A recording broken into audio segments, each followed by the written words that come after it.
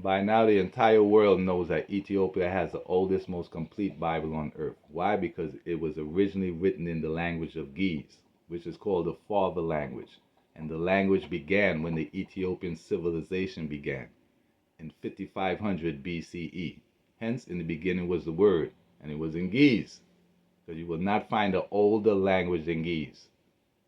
And within the Ethiopian scriptures, it warned us about the Greek kingdom and how they would try to change all of God's ordinances.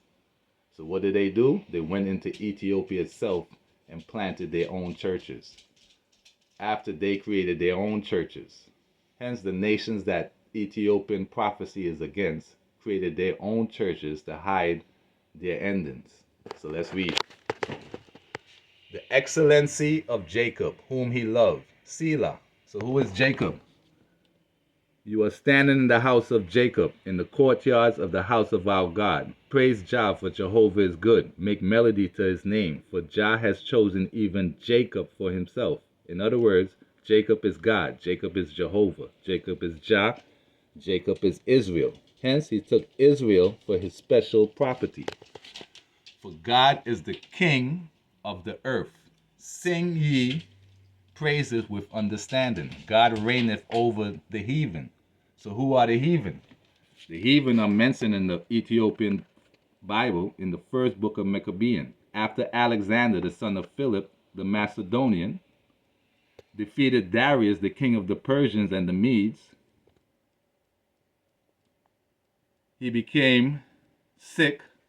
Then he died. Then his officers began to rule each in his own place. They all put on crowns after his death. So where did they do that? They did it in Rome, which is part of the kingdom of the Greek. They did it in Jerusalem. They did it in Egypt.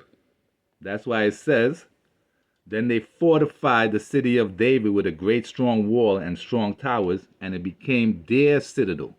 Where? In Jerusalem. So it became an ambush against the sanctuary and an evil adversary of Israel continually, even on to this day. Why? Because that land of Jerusalem used to be called Ethiopia. So because of them, the residents of Jerusalem fled, and she became a dwelling of strangers.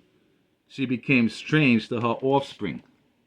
Many, even from Israel, gladly adopted his religion, and they sanctified to idols and profaned the Sabbath.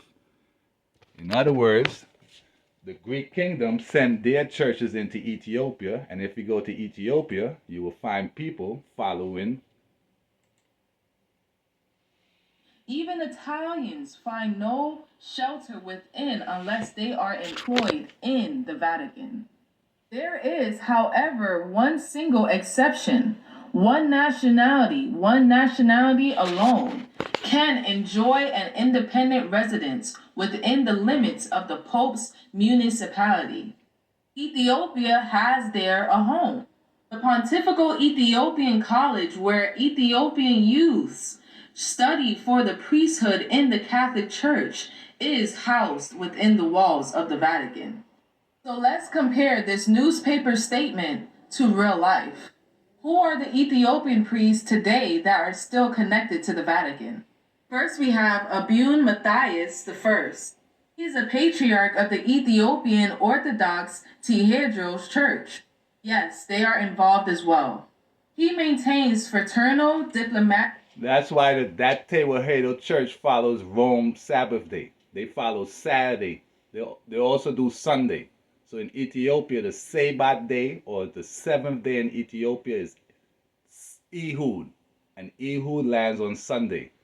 Ehud predates Sunday by thousands of years, over 4,000 years, because the Ethiopian civilization began in 5500 BCE, while Rome is less than 3,000 years old. So do the math. Ethiopia is over 4,500 years older than Rome. And their seventh day is Ehud, which happens to land on Rome's first day, because Rome is from Sunday to Saturday. So in other words, Caesar put last first when he put Sunday as their first day, when in fact Sunday, also known as Ehud, is the seventh day.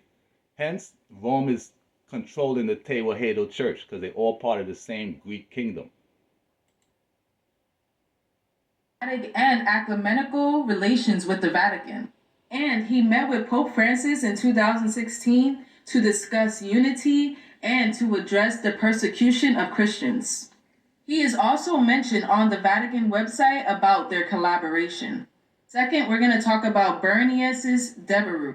He is the Archbishop of Addis Ababa and the Chancellor of the Catholic University of East Africa.